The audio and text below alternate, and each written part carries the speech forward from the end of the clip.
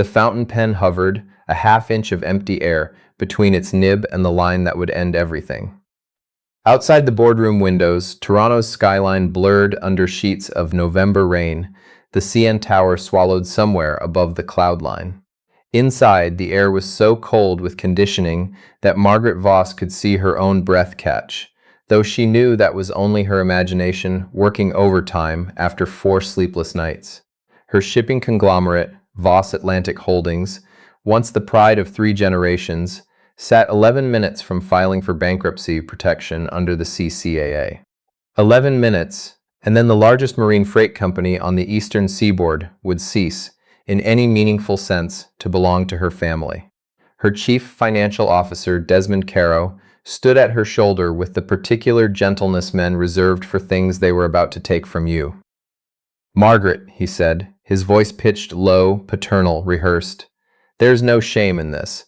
The board has seen the numbers. Everyone has seen the numbers. The numbers." A hole worth $940 million had opened somewhere in the company's accounts over the past 10 months, and no one, not the internal auditors, not the external auditors from Deloitte, not the consultants flown in from New York at absurd hourly rates, had been able to explain exactly how. It had simply vanished, the way water disappears into sand. The lead restructuring lawyer, a sharp, unsentimental woman named Patricia Lowell, cleared her throat from across the table. "Ms. Voss, the filing window closes at 9. If we miss it, the creditors move to force liquidation themselves, and you lose any say in how this unwinds. I know this is difficult, but it's time." Margaret closed her eyes. She thought of the dry dock in Halifax where her grandfather had once shaken hands with longshoremen by name.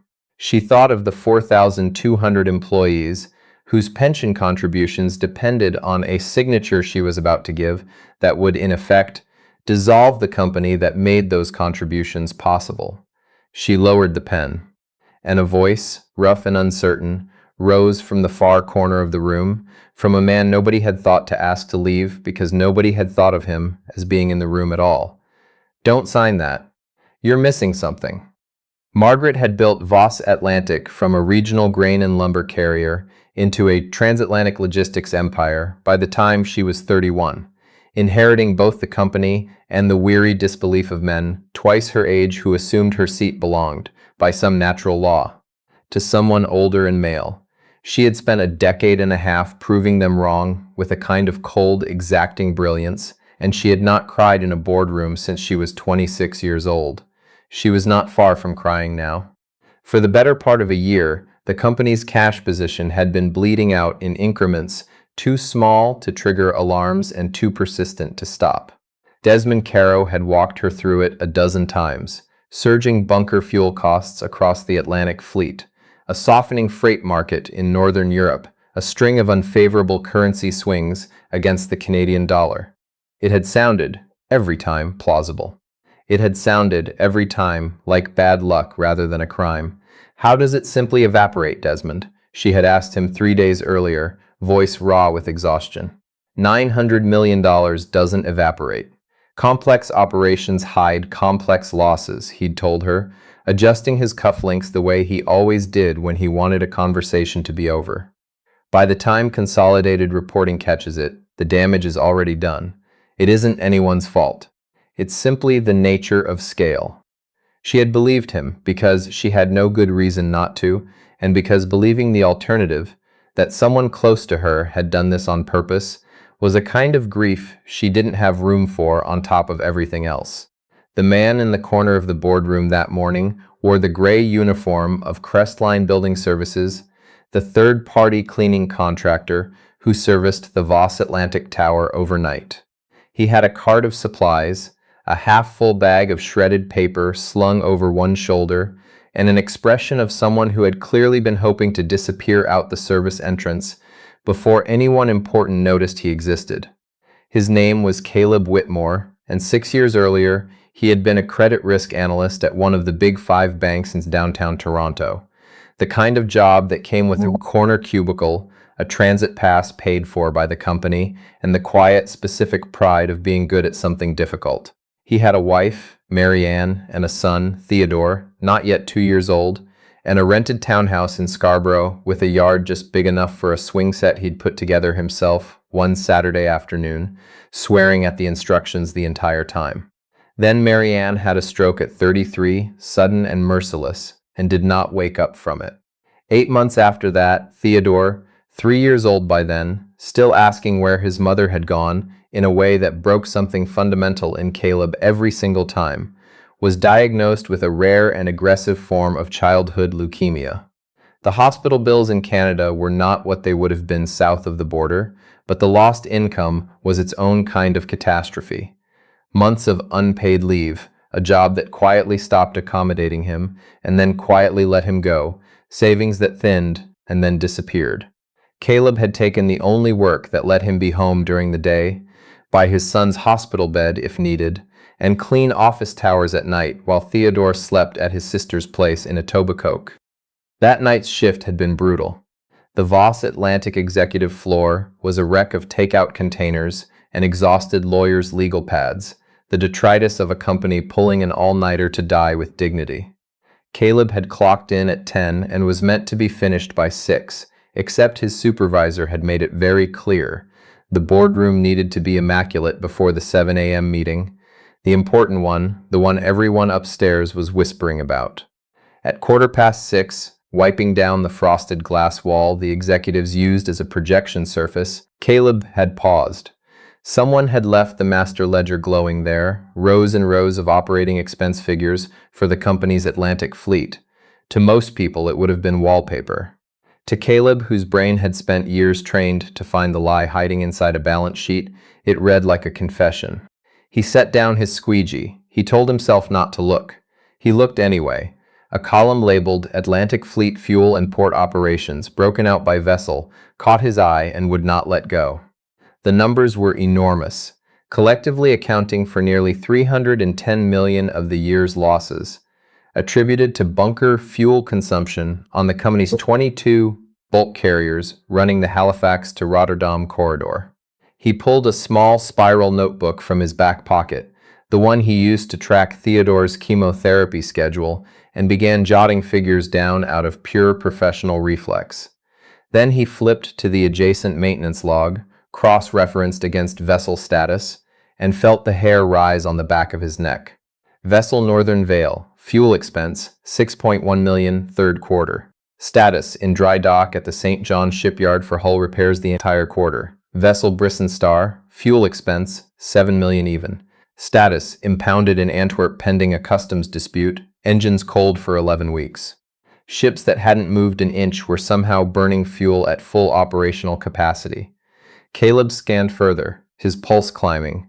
14 of the 22 vessels showed the same pattern, dry-docked or otherwise immobile, yet billing maximum fuel consumption. And the payments for all that phantom fuel weren't going to any of the recognizable suppliers.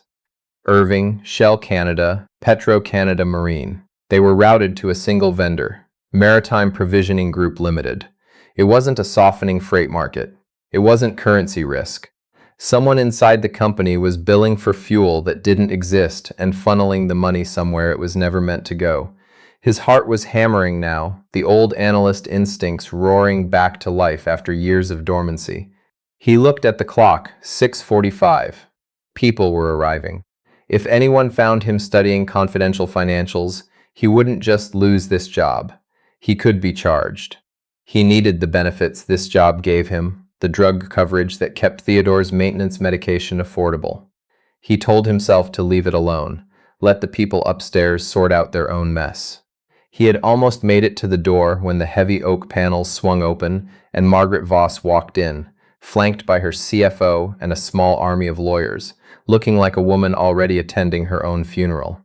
Caleb shrank into the corner alcove near the recycling bins, hoping the uniform would make him invisible, the way it usually did. For 20 unbearable minutes he listened. He heard Caro blame the European market. He heard the lawyer demand the signature. He heard the particular, naked grief in Margaret Voss's voice when she asked how $900 million could simply disappear, and something in him. The same something that used to make him double-check a client's numbers 3 times before he'd sign off on a loan, refused to stay quiet any longer. Don't sign that, you're missing something. The room turned as one. Patricia Lowell looked at him like he'd materialized out of the wallpaper. Desmond Caro's posture went rigid in a way that, had anyone been watching closely, might have looked less like outrage and more like fear. Margaret's hand froze above the page, the nib a hair's breadth from the line. She turned slowly. Her eyes, sharp and exhausted in equal measure, found the man in gray coveralls standing by his mop cart with a bag of shredded paper still over his shoulder. "Excuse me?" Patricia Lowell's voice cracked across the room like a whip.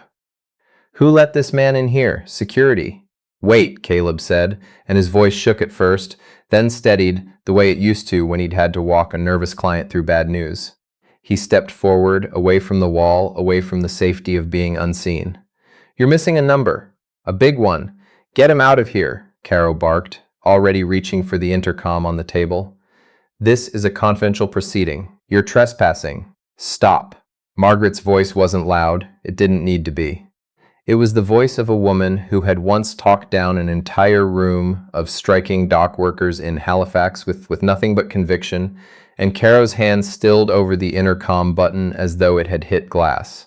She looked at the man in the corner, really looked, past the uniform, past the cart, into a pair of tired eyes that held something underneath the exhaustion she recognized because she'd been carrying it herself for months. "Who are you?" "Caleb Whitmore. I work for Crestline. Before that, I was a credit risk analyst at TD for 6 years." He swallowed. "I know what a hidden number looks like, Ms. Voss. You have one. Several, actually."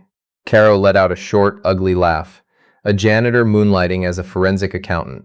"Margaret, please, the filing deadline." "You have 60 seconds, mister." "Whitmore," Margaret said, not breaking eye contact. "Make them count." Caleb crossed to the glass wall, picked up the dry erase marker resting on its ledge, and pulled up the fuel ledger he'd already half memorized. "This column," he said, tapping it, his voice settling into the register of a man who had once briefed senior partners for a living. "Atlantic Fleet bunker fuel. 22 vessels. 310 million over 3 quarters." He drew a line connecting one figure to its mirror in the maintenance log. "Vessel Northern Vale. 6.1 million in fuel, 3rd quarter. According to your own shipyard logs, it was in dry dock the entire quarter. It didn't burn a single liter."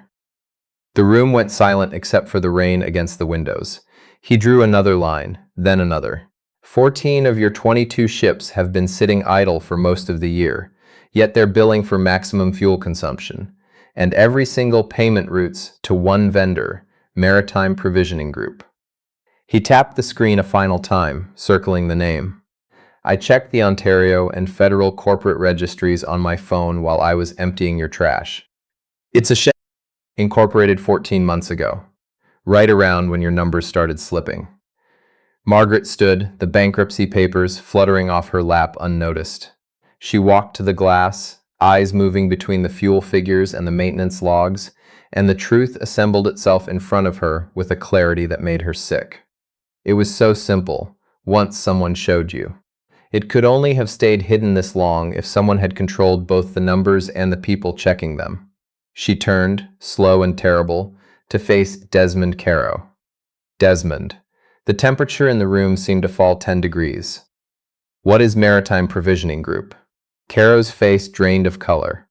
"Margaret, it's a routing subsidiary, a clerical thing. There's probably been some kind of error in the Atlantic office. A $300 million error on ships that never left the dock," Caleb said quietly. "Shut your mouth," Caro snapped at him, all pretense gone. "You're a glorified mop, William," Margaret said to Patricia Lowell's junior associate, not looking away from Caro. The young man straightened. "Call the RCMP's Financial Crimes Unit. Then call the court and withdraw our filing. Margaret, be reasonable. We can fix this quietly, just the two of us. If you take one more step toward me, Desmond, I will have you removed from this building in handcuffs in front of the entire floor," Margaret said, and meant every word. She turned back to Caleb, who stood very still by the glass wall, marker still in hand, looking faintly stunned by what he had just unleashed. "Mr. Whitmore, you said you were an analyst. Why are you wearing that uniform?" He looked down at his boots. "My son, Theodore. He has leukemia." I lost my job taking time off to be with him, lost the benefits not long after. I clean buildings at night so I can be with him during the day.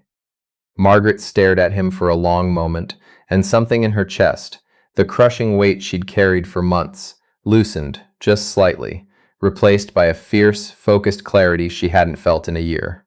She looked down at the torn-open bankruptcy filing, picked it up, and ripped it cleanly in half.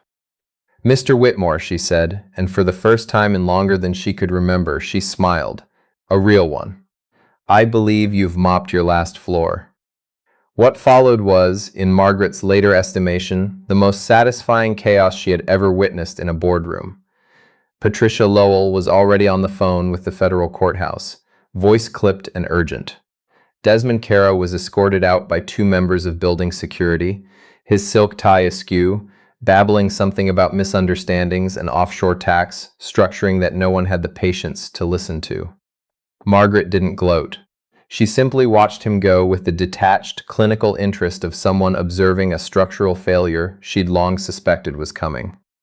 "Take him to the security office downstairs," she told the chief of security. "Hold him until the RCMP arrive. If he so much as touches his phone, take it from him." When the doors closed behind Caro, the room exhaled. Margaret turned her attention to Caleb, who was still standing beside his mop bucket, looking entirely overwhelmed by his own intervention. "Mr. Whitmore." She crossed the room, heels clicking against the hardwood. "How much does your son's treatment cost?" He blinked. "Excuse me, the leukemia, the treatment. What's the debt? And what do you need for what's coming?" Her voice softened, just barely. Caleb looked down at his hands. "The induction chemo alone put me about $110,000 in debt, even with provincial coverage gaps. They're talking about a stem cell transplant at Sick Kids, but with the post-op care, the time off, the specialized formula he needs, it's another 200, maybe 250. It's money I don't have, Ms. Voss. That's the whole reason I'm here scrubbing your windows at 6 in the morning." Margaret walked to the table, retrieved a legal pad and her checkbook, and wrote without hesitation. She tore the check free and held it out. He hesitated, wiped his palm on his coveralls, and took it. When he saw the number, his breath caught audibly. "Mrs. Voss, I can't accept this. I just read a spreadsheet. I'm not asking for charity." "This isn't charity, Caleb." Her voice carried no room for argument. "This is a signing bonus. You just saved a 140-year-old company and 4,200 jobs from being carved up for parts.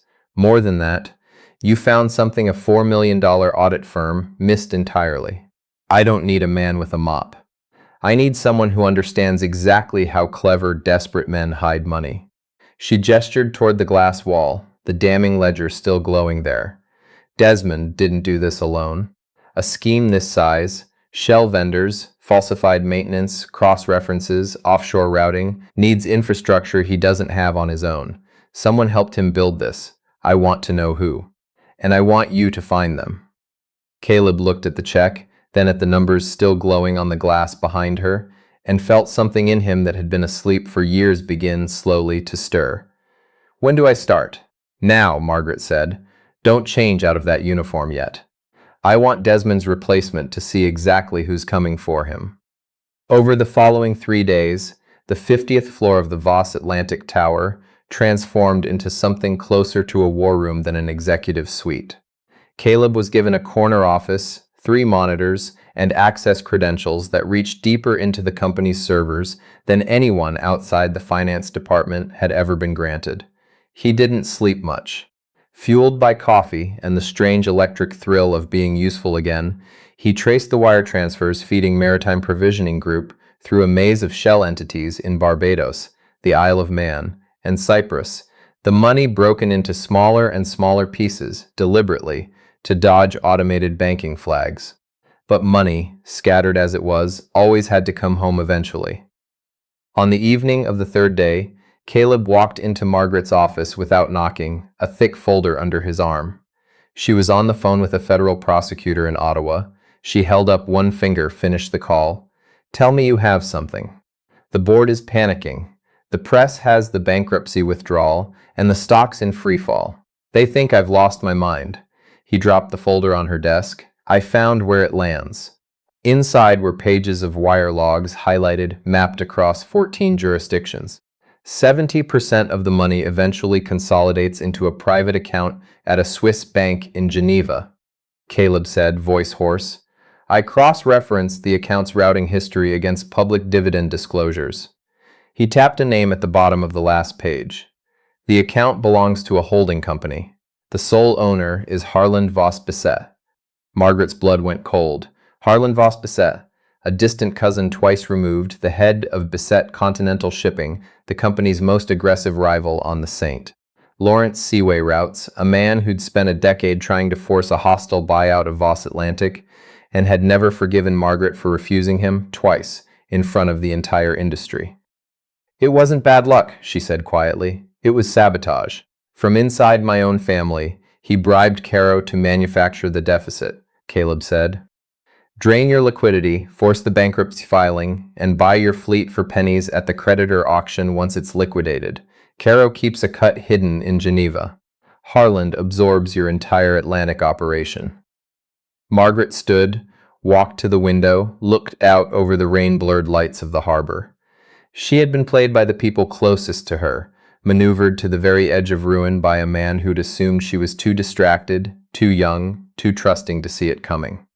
Do we have enough for the crown to charge him?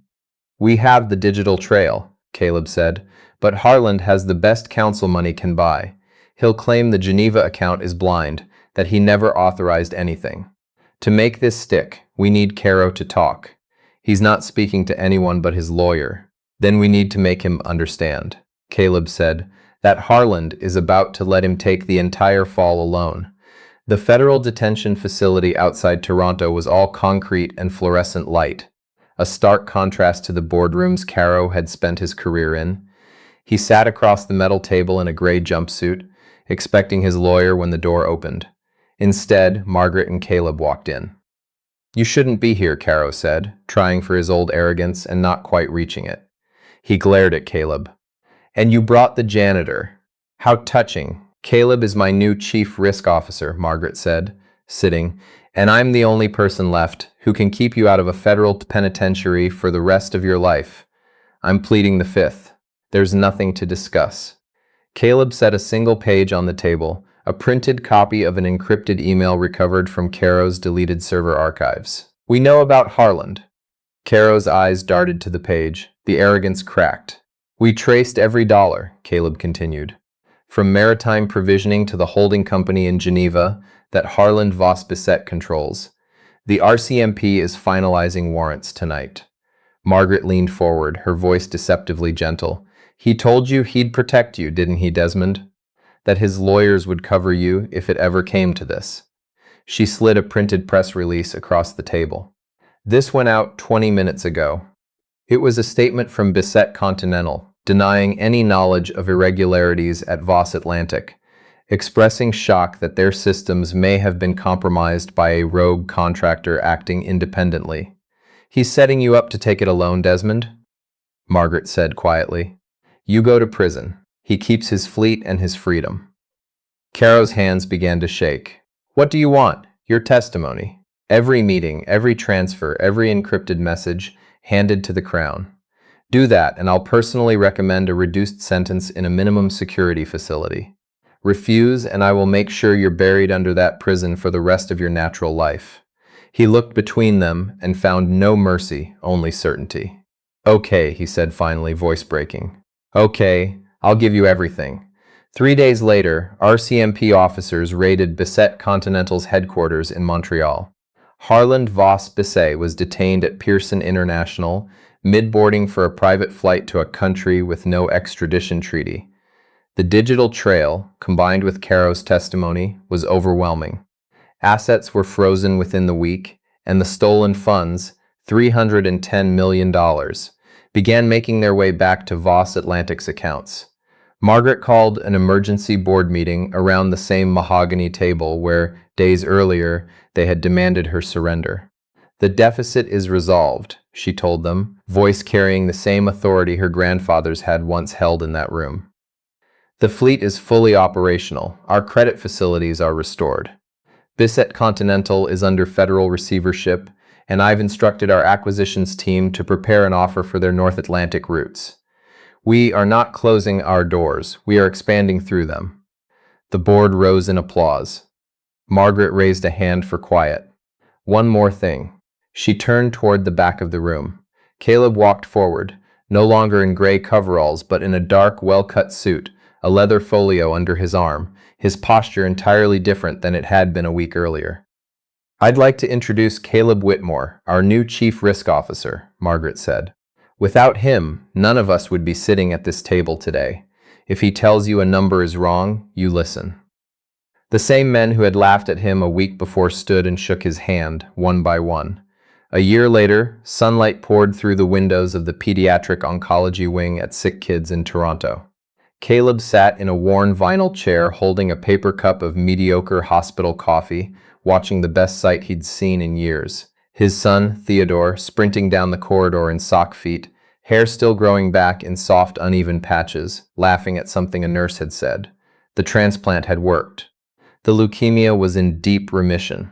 Margaret sat beside him in jeans and a cardigan, looking nothing like the woman who ran a billion-dollar shipping empire, holding a balloon shaped like a tugboat for Theodore.